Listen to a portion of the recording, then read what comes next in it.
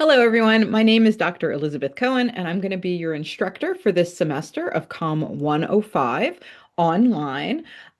This is supposed to be sort of the syllabus day video for you to sort of introduce you to the class, let you know what the policies are, give you a heads up on how things are going to run.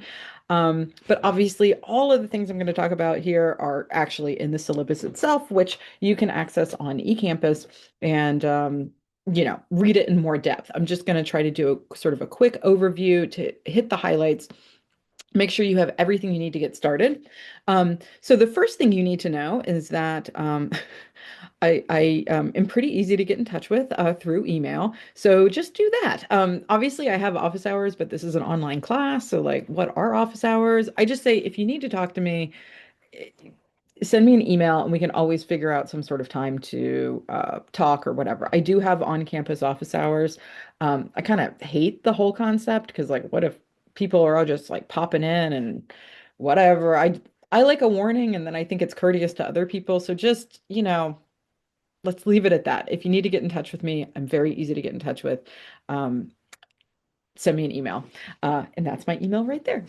Um, Okay, I have some kind of good news for you. There's a book for this class. And okay, well, first the bad news. The book is pretty expensive. I actually haven't checked it on Amazon recently, but I think it was getting up there like for the ebook, like $75. And if you want a hard copy, like over 100. And it's actually, I should have brought, I'm not going to go get it right now, but it's not even that thick. It is a good book that I appreciate because actually these two people, the authors right here, used to actually work at WVU. They used to be my colleagues, so and I sort of, in my own way, contributed to this book while they were working on it, and so the content is near and dear to my heart, and I do enjoy teaching it. But yeah, boo on the expense. But okay, now to the good news. I recommend you get the book, but if you don't, you're probably be fine. I've never done a survey of past students in this class in terms of who got it and who didn't, but this is what I can tell you. I don't make any of the assignments such that you need the book in order to get the answers you need to do the assignments. Basically, I try to make it so that anything that I assign, you're able to do just by watching the lectures that I have. So, if you want to try to do this without the textbook, I absolutely do think it's possible. I think it just depends on your learning style.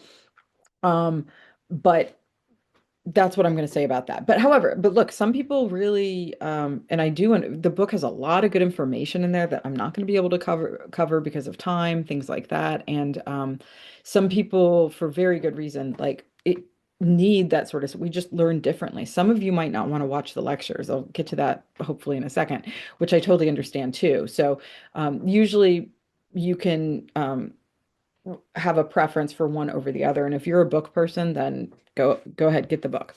Um, okay. I'm just going to skip ahead. You can read all this stuff. I just want to talk about like these are the ingredients of your grade. This is the recipe here. And you can see there's actually only three things. So the first thing you're going to get out of the way really quick. As soon as you finish watching this video, what I would recommend doing is opening up the syllabus for yourself if you don't already have it open, and then taking a syllabus quiz, which is posted on eCampus. Hopefully it's set up so you can take it as many times as you need to get the 10 points. So like if you don't get, 10 out of 10 the first time, just take it again until you do get it. And that's the first ingredient for the, I don't know, baked good that is your grade. The second ingredient, and you'll see here, it's the biggest percentage of your grade, are content quizzes. So basically I have organized this, and I'm going to skip ahead to the schedule here. You can see here that you've got these modules, module one, module two, module three, module four.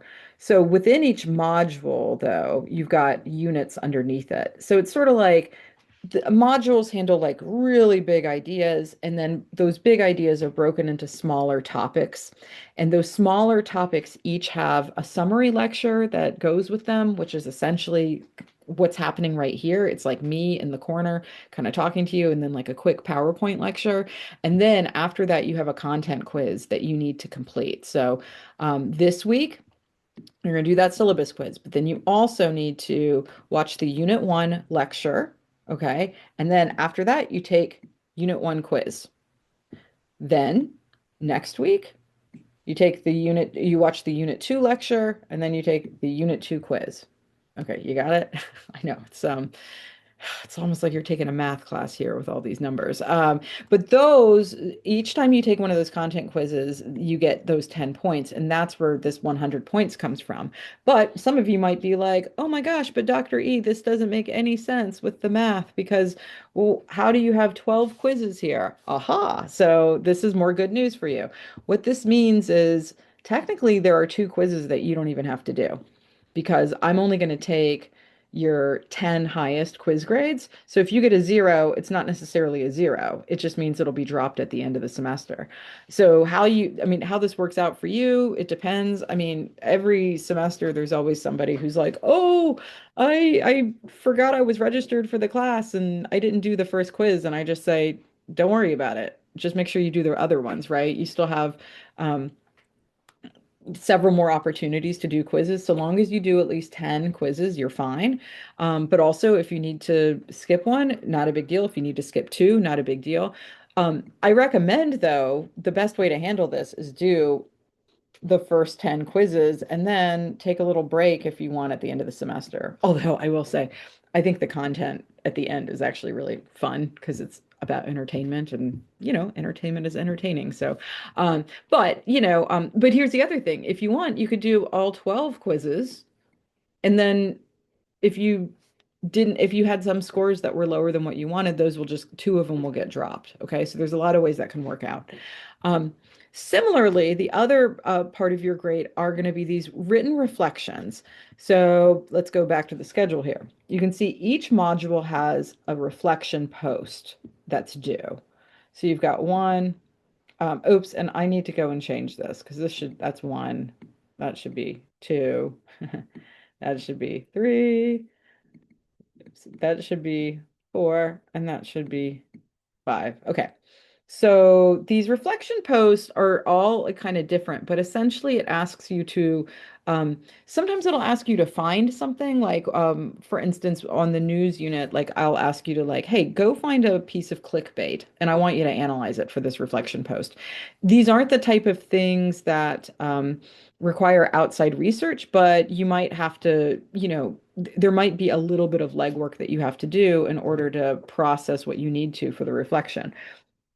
But so there are five different reflection posts, fine, due throughout the semester associated with the five different modules. But you can see here, I'm only taking three out of the five.